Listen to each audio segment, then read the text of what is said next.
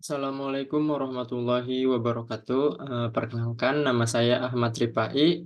Nah, pada kesempatan kali ini saya akan mengulas apa yang telah saya buat sebelumnya sesuai tugas pada demonstrasi kontekstual mengulas asesmen di ruang kelas. Nah, di sini dijelaskan bahwa setelah melengkapi tabel di sebelumnya, silahkan ulas dengan bentuk video dan yang lainnya. Oke, kemudian di sini saya ingin mengulas terkait apa yang telah saya buat sebelumnya. Di sini ada mata pelajaran informatika pada kelas 10 di fase E. Nah, di sini dijelaskan capaian pembelajaran yang kami buat ialah peserta didik mampu menerapkan praktik baik konsep pemrograman, prosedural dalam salah satu bahasa pemrograman, prosedural dan mampu mengembangkan program yang terstruktur dalam notasi. Nah, itu merupakan capaian pembelajaran yang kami buat. Kemudian di tujuan pembelajaran, kami menerapkan di sini ada 3 poin utama, yaitu pertama, melalui kegiatan pembelajaran dengan pendekatan saintifik, penggunaan model discovery learning dipadukan dengan penugasan peserta didik.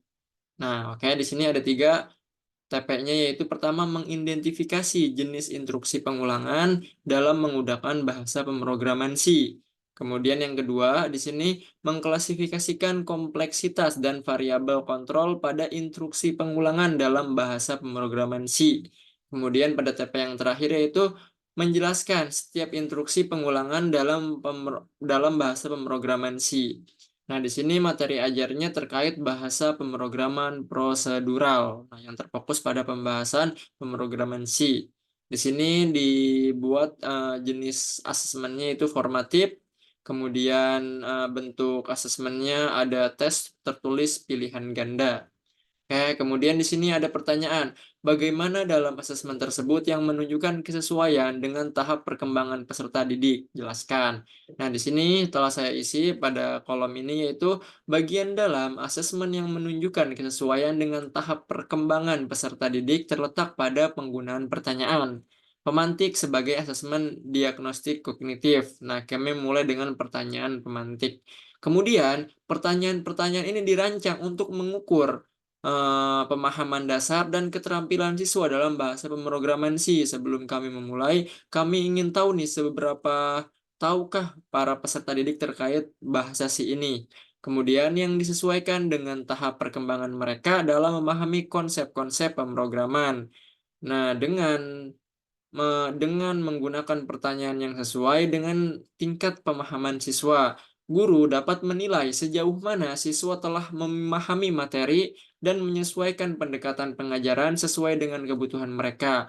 Ini mencerminkan penyesuaian terhadap tahap perkembangan kognitif siswa untuk memastikan evaluasi yang akurat dan bermanfaat. Nah, pada bagian formatif dari asesmen yang berisi pertanyaan yang disesuaikan oleh hasil observasi, guru juga menunjukkan kesesuaian dengan tahap perkembangan peserta didik yang disesuaikan dengan hasil observasi guru terhadap kemajuan siswa dalam proses pembelajaran. Nah, sebelumnya yang mana tadi ditekankan guru menilai sejauh mana pemahaman materi siswa, kemudian guru juga mengevaluasi dan mengobservasi hasil dari tingkat kemajuan pembelajaran siswa. Kemudian, dengan mengamati tingkat partisipasi, pemahaman, dan kemampuan siswa, guru dapat merancang pertanyaan yang tepat untuk memeriksa pemahaman mereka, apakah mereka sudah paham atau belum dari apa yang dijabarkan oleh guru. Nah, hal ini memungkinkan guru untuk memberikan umpan balik yang terperinci dan membantu siswa mengatasi tantangan serta memperkuat pemahaman mereka sesuai dengan tahapan perkembangan individu masing-masing. Dengan demikian, asesmen tersebut menjadi lebih efektif dalam mendukung pertumbuhan dan pembelajaran siswa berkelanjutan.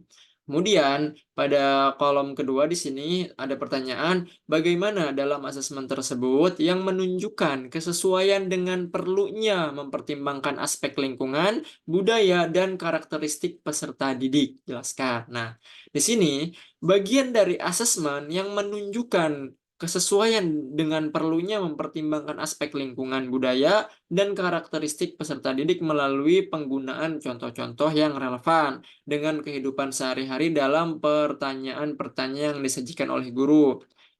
Nah, kemudian guru menyajikan pertanyaan lisan kepada siswa tentang pengulangan kegiatan yang pernah mereka lakukan. Kemudian nanti guru bisa memberikan umpan balik yang responsif. Nah, kemudian dengan menggunakan contoh yang akrab dan terkait dengan lingkungan dan kebiasaan siswa, asesmen menjadi lebih relevan dan mudah dipahami oleh peserta didik. Nah, pertama, dalam tahap pengumpulan data dari berbagai sumber, asesmen memungkinkan peserta didik mengembangkan keterampilan mengumpulkan informasi dari berbagai sumber.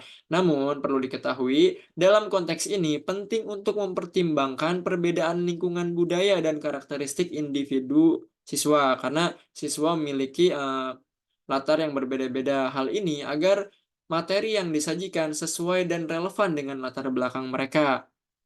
Kemudian kedua, dalam bagian formatif dari asesmen penggunaan observasi guru, dalam merancang pertanyaan memungkinkan untuk mempertimbangkan perbedaan budaya dan karakteristik peserta didik. Dengan demikian, pertanyaan yang diajukan dapat disesuaikan dengan kebutuhan siswa, menghasilkan umpan balik yang efektif, mendukung proses pembelajaran yang inklusif dan juga relevan. Nah, hal ini memungkinkan siswa untuk mengkaitkan konsep-konsep yang dipelajari dengan pengamatan mereka sendiri atau pengalaman mereka sendiri yang dapat memperkuat pemahaman mereka terkait pembelajaran tersebut. Nah, kemudian di kolom selanjutnya, bagaimana dalam asesmen tersebut yang menunjukkan kesesuaian dengan kemampuan peserta didik. Nah, di sini bagian mana nih yang menunjukkan kesesuaian dengan kemampuan peserta didik? Terletak pada penggunaan pertanyaan pemantik sebagai asesmen diagnostik kognitif terkait pengetahuan yang mereka pahami. Pertanyaan-pertanyaan ini dirancang untuk mengukur pemahaman dasar dan keterampilan siswa dalam bahasa pemrograman C. Karena pemrograman C pembahasan yang sedang dibahas pada TP sebelumnya yang disesuaikan dengan tahap perkembangan mereka dalam memahami konsep-konsep pemrograman. Dengan menggunakan pertanyaan yang sesuai dengan tingkat pemahaman siswa, guru dapat menilai sejauh mana siswa telah memahami materi dan menyesuaikan pendekatan pengajaran sesuai dengan kebutuhan mereka. Ini berarti bahwa asesmen tersebut memperhatikan kemampuan dan tingkat pemahaman individual siswa dalam suatu materi atau konsep tertentu. Nah, ini memungkinkan penyesuaian yang lebih baik dalam proses evaluasi dan juga pengajaran. Dengan demikian, asesmen tersebut membantu dalam mendukung pertumbuhan dan pembelajaran siswa sesuai dengan kemampuan mereka. Nah, itu salah satu pentingnya dari pertanyaan pemantik sebagai asesmen diagnostik kognitif tersebut.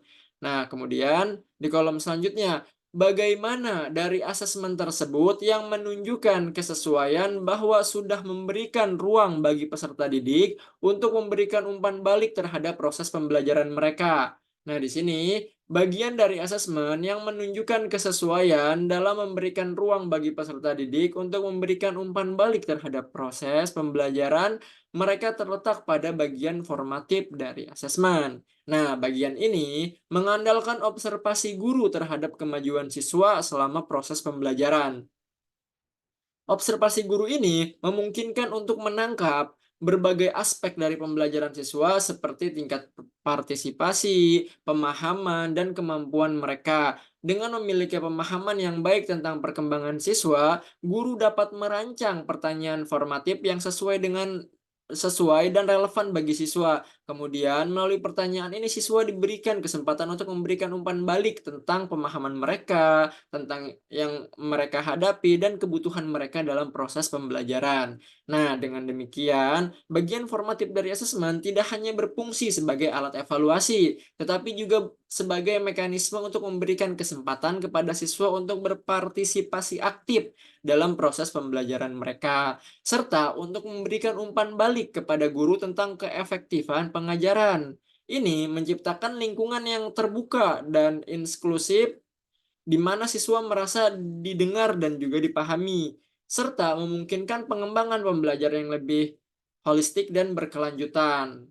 Kemudian, pada tabel terakhir di sini, jika Anda menjadi guru di kelas tersebut, hal apa yang Anda tingkatkan untuk lebih memaksimalkan efektivitas asesmen dengan memperhatikan tahapan perkembangan peserta didik, lingkungan budaya dan karakter peserta didik, serta kemampuan peserta didik. Nah, di sini pendapat saya yaitu, jika saya menjadi guru, maka saya akan menjadi guru yang peduli dengan efektivitas pembelajaran dan perkembangan siswa. Saya akan memperhatikan beberapa hal untuk meningkatkan efektivitas asesmen dengan memperhatikan berbagai faktor. Seperti contoh, tahapan perkembangan peserta didik, lingkungan budaya, dan karakteristik peserta didik sampai kemampuan peserta didik. Nah, pertama-tama saya akan memperhatikan tingkat pemahaman dan kemampuan kognitif masing-masing siswa. Setiap siswa memiliki kecepatan belajar dan pemahaman yang berbeda. Jadi saya akan memastikan untuk menyusun pertanyaan dan tugas yang sesuai dengan tingkat pemahaman mereka. Misalnya, bagi siswa yang lebih cepat dalam memahami materi, saya akan menyediakan tantangan tambahan atau proyek-proyek yang lebih kompleks. Sementara untuk siswa yang memerlukan lebih banyak bantuan, saya akan menyediakan dukungan tambahan dan menjelaskan konsep-konsep dengan lebih rinci. Kedua, saya akan memperhatikan konteks, budaya, dan karakteristik individu siswa dalam perancangan asesmen tersebut. Karena apa? Karena untuk memilih materi atau topik yang relevan dengan pengalaman hidup siswa dan mereka mengakomodasi berbagai latar belakang budaya mereka. Misalnya, saya akan memilih studi kasus atau contoh-contoh yang mencakup berbagai budaya atau menyediakan ruang bagi siswa untuk mengekspresikan perspektif budaya mereka sendiri. Nah, kemudian langkah ketiga yang akan saya gunakan yaitu, saya akan memberikan lebih banyak kesempatan bagi siswa untuk memberikan umpan balik terhadap proses pembelajaran. Saya akan menggunakan berbagai bentuk asesmen, termasuk formatif dan juga sumatif, serta teknik observasi dan refleksi diri untuk mendapatkan gambaran yang lebih lengkap tentang perkembangan dan pemahaman siswa tersebut. Selain itu, saya akan melibatkan siswa dalam merancang rubrik atau kriteria penilaian sehingga mereka memiliki pemahaman yang lebih baik tentang apa yang diharapkan dari mereka dan dapat mengevaluasi diri mereka sendiri dengan lebih efektif tentunya. Nah, dengan begitu, dengan memperhatikan semua faktor ini, saya yakin bahwa asesmen akan menjadi lebih efektif dalam mendukung pertumbuhan dan pembelajaran siswa secara holistik. Siswa akan merasa didengar, dipahami, dan didukung dalam mencapai potensi mereka. Sementara saya sebagai guru dapat lebih responsif terhadap kebutuhan dan keberagaman mereka. Nah, itu merupakan jawaban-jawaban saya terkait pertanyaan yang ada di kolom ini. Nah, mungkin, sekian dari apa yang bisa saya paparkan terkait materi tersebut, saya akhiri, saya ucapkan terima kasih. Assalamualaikum warahmatullahi wabarakatuh.